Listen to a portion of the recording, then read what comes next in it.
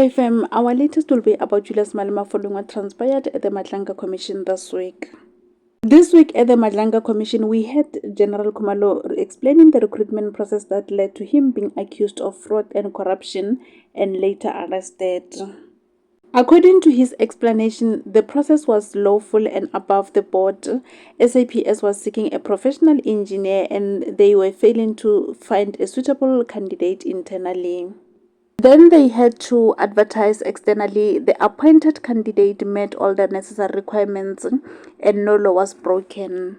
The position was for a professional engineer, not a policing role. When IPID had appeared before the Madlanga Commission, she was questioned as to why Khumalo was arrested despite the clear facts, and her response was that she was acting on instructions.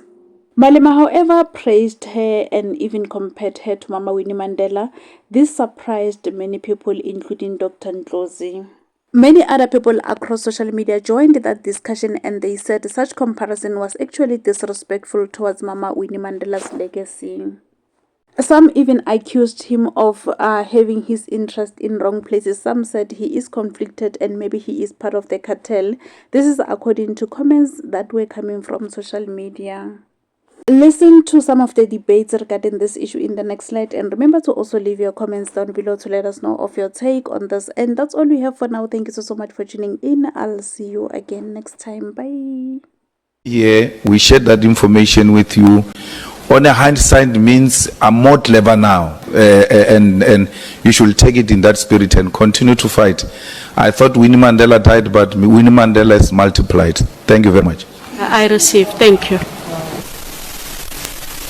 Asizi, we cannot buy her story. There's no Winnie Mandela who didn't take the side of the underdogs, the side of the oppressed. Kaofela re a tseba the extent to which drugs are destroying the future of this country. IDEC head, she ain't part of progress. You know, I do this video at the back of Malema labeling Andrea Johnson, the IDEC head, that she resembles Winnie Mandela, you know, style. So that actually act me.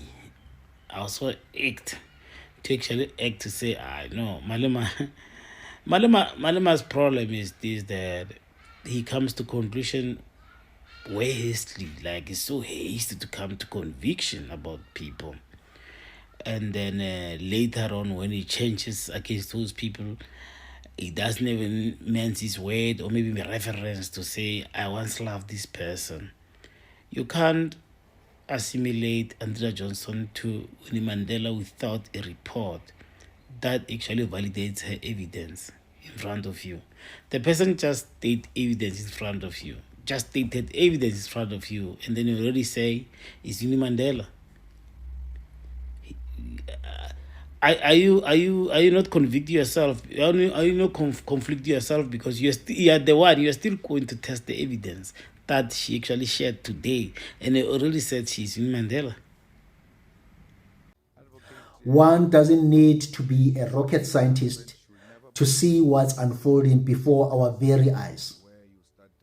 Julius Malema is a man cornered, visibly restless, nervous, and desperately trying to protect himself from something much bigger than what meets the eye.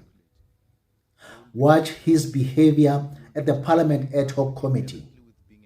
His tone, his aggression, and his desperation.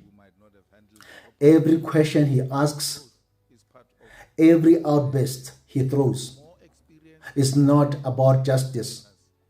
It's not about truth. It's about self-preservation. His demeanor speaks louder than any words he could ever utter. You can almost feel that fear and that anxiety bleeding through his every statement. And yet, the questions remains. Why? Why is Malema suddenly this defensive? Why is he shielding himself with theatrics and emotions instead of logic and accountability. Malema still hasn't explained his suspicious absence when his close comrades, Shadrach Sibia and Castle Matale, appeared before the very same committee. That absence was not coincidental. It was calculated and deliberate, because Malema knows there are questions he can't ask truthfully without exposing himself. Then came the lowest moment of all, when he compared Advocate Johnson to Mama Winnie Mandela. That was not flattery. That was a cry for help, a political plea wrapped in emotional manipulation. You could see it, the trembling voice, the misplaced praise, and the attempt to soften Johnson. Malema was indirectly asking for favor, for sympathy, and for protection.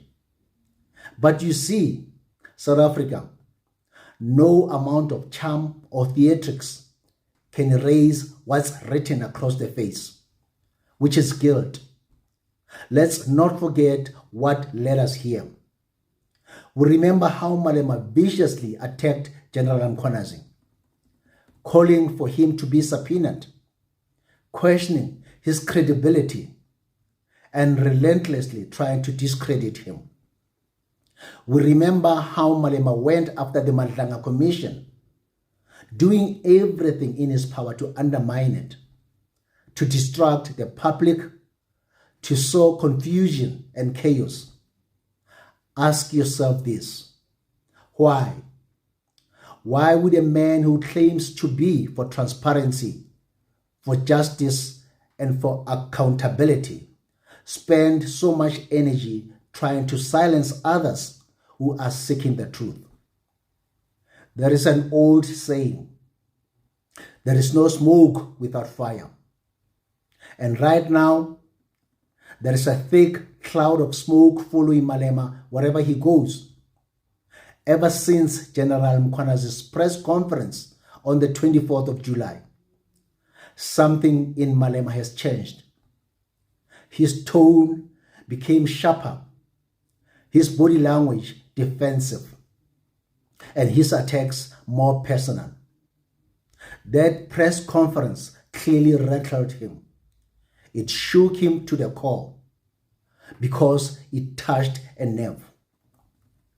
General Mkhwanazi may have said something or hinted at something that leads directly to Malema. Now, as more witnesses are being called to testify before both the commission and the committee, you can see Malema's anxiety growing. His mask is slipping and his confidence is cracking. He's getting more emotional, more erratic, more unpredictable because the walls are closing in. This is not the Malema of 2012, full of revolutionary fire and control. This is a man cornered by his own contradictions, a man haunted by the truth he tried to bury, a man whose political theater is no longer entertaining but exposing. And we, the people of South Africa, must not be distracted by the noise. We must not fall for the theatrics, because behind that anger, behind that arrogance, lies a man terrified of being unmasked. It is time to call things by their real names. Malema is not fighting for justice. He's fighting for his own survival. His every outburst, his every deflection, it's a confession in disguise. So yes, we see him. We see the guilt written all over his face. We hear the fear in his voice, the tension in his words, and the desperation in his conduct. And no amount of spin, no amount of political grandstanding will save him from the truth that's slowly catching up. South Africa deserves better than leaders who act like victims while hiding their own sins. We deserve the truth, transparency, and accountability, not manipulation and emotional blackmail. Because when the truth finally breaks through, and believe you me, it will, the lies, the arrogance, and the deflections will collapse like a house of cards. And Malema will finally have to answer, not to the committee, not to the media, but to the people of South Africa for everything he has tried to hide.